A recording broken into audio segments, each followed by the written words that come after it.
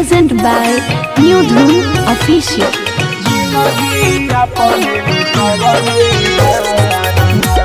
Music by Manoj Kumar.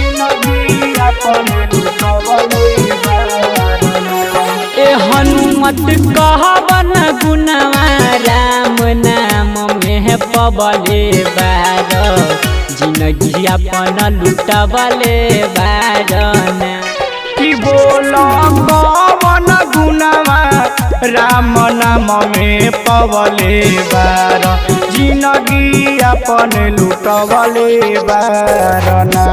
ए हनुमत कहबन गुणवा राम नाम में पबले बार जिंदगी अपन लुटबले Barna. Recording by SR Studio, Ludhiana.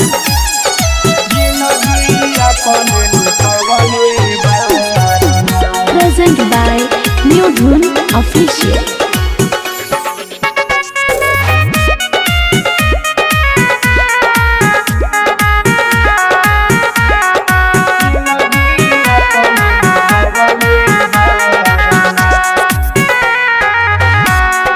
गहिल सात समुंदर पार जाके बैठल अशोक के झाड़ गइल साथी समुंदर पार जाके बैठल अशोक के झाड़ जाके बैठल अशोक के झाड़। ओही पेरा बेतर से राम कथा सुन बले बार जिंदगी अपन लुटबले बारना। ए हनुमति कवन गुणवा राम नाम में पवले बार जिंदगी अपन लुटबले बारना। ए हनुमत कहबन गुणवा राम नाम में पबले बार जिंदगी अपन लुटबले Barna. Music by Manoj Kumar.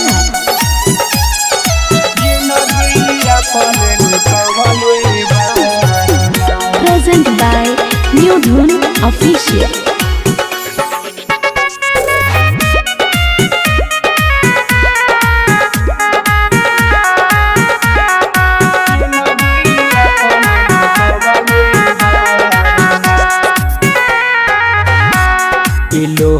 लपेट के लंक जरबला सिया के खबर गुवर से सुनावला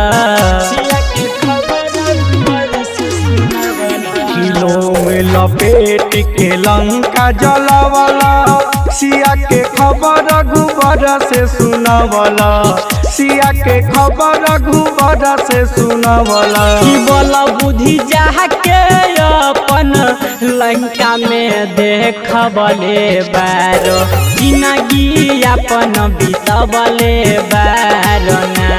ए हनुमति कवन गुणवा राम नाम में पवले बार जिंदगी अपन लुटवले बारना। ए हनुमत कहबन गुणवा राम नाम में पवले बार जिंदगी अपन लुटबले Barna. Recording by SR Studio, Ludhiana.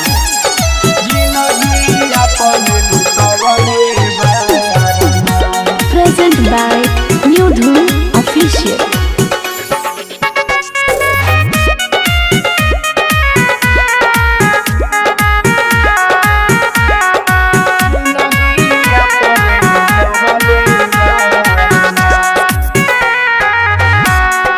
जुगे जुगे बढ़े यह बात गावे रमन जी मनोज साथ।